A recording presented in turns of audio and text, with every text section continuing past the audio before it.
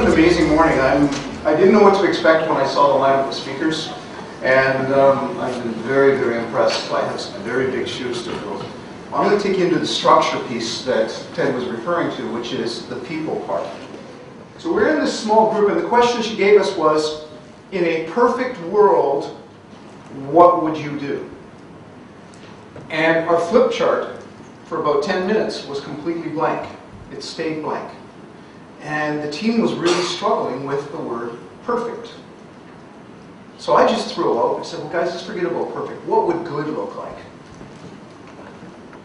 And all of a sudden we started to fill up the flip chart. The magic question was born. So I want you to write that down. What does good look like? I want you to post that on your mirror in your bathroom. I want you to post it in your office. I want you to post it on the dash of your car. I want you to constantly be looking at that question, because that one magical question will move you into senior management faster than anything else. The magical question of what does good look like does some amazing things. As soon as somebody comes into your office and starts dumping all their problems and all their stuff on you, and you just sort of sit there, and then you say, tell me. You've got to look thoughtful. Tell me, what does good look like? And watch what happens to their face.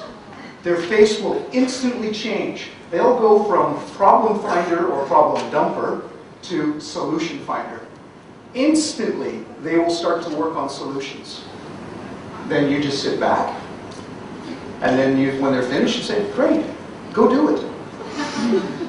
In May of 1961, when John F. Kennedy came up with that amazing vision when he was in a speech to Congress, and he said, by the end of this decade, we will put a man on the moon, bring him back safely to Earth, and then put everything into play for the United States around and wrapped around that vision.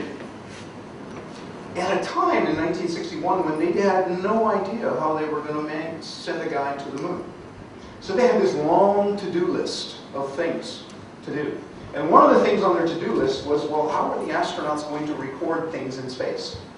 So some engineer, no offense to the engineers in the room, decided that they needed to develop a pen that could write in zero gravity under high G's, high temperatures, low temperatures, could write upside down, blah, blah, blah, blah, blah. So a guy by the name of Paul Fisher went to work, and he designed what is now known as the Fisher Space Pen. It cost him $12 million of his own money. NASA didn't spend any money on it. And they still use it today.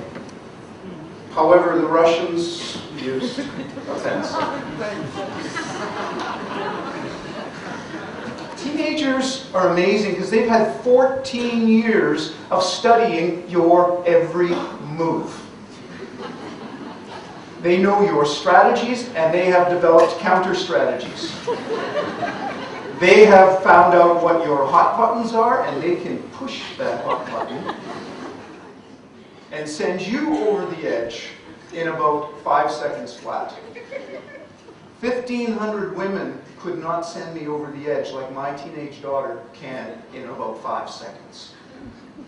14 years, you can become a brain surgeon in less time. But in 14 years, they have completely figured you out. And then they reach this point in time where they go to bed one night, this angelic little child. And somewhere during the night, the puberty fairy comes down and sucks their brains right out of their heads. They wake up the next morning, they won't eat breakfast. They want to wear weird clothes. And they want to argue with you over absolutely everything. Black, white, black, white. Then they take over the television. They take over the family computer. They take over the refrigerator. They start to tell you what you're going to be doing. You go to your refrigerator and all the beer is gone.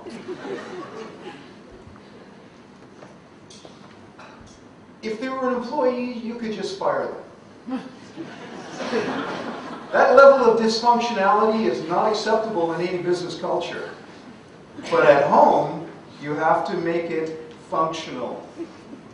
Now, at the same time, we, with a higher level of IQ, could outwit and outsmart and outdebate any teenager on the planet if we wanted to.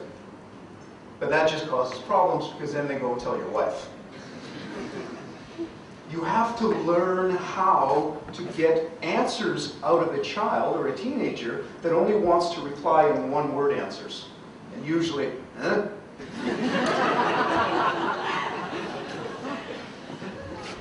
So the thing I learned the most about emotional intelligence through my teenagers was that despite everything that I wanted to say, I had to shut up and listen. And let them talk. And then another very, very important thing in business as a senior leader, in order for you to motivate people, you have to get people to understand why. Now with teenagers, it would be real easy to say, you know, this is what I'd like you to do, and then they would say, well, why should I do that? It'd be real easy for you to say, because I said so. But that doesn't get engagement, that doesn't get them wanting to go on the journey. So if you learn this from your teenagers, or if you don't have a teenager, go rent one for a weekend. Just don't have any beer in the house. You will learn all of these things that a teenager can teach you. And these are the 4 things about emotional intelligence that my teenagers have taught me. Number 1, listen. Too often, leaders love to hear the sound of their own voice. And they talk and they talk and they talk and they talk. Having teenagers teaches you to shut up and listen. Because teenagers don't always talk. But when they do, it's magical. So you just need to listen. And some of the things that they will say convinces you that maybe their brains have not been sucked out of their head. It's just their bodies are being ravaged by hormones, and it's affecting their intelligence. But when you listen, and then it's your turn to talk, ask really good questions.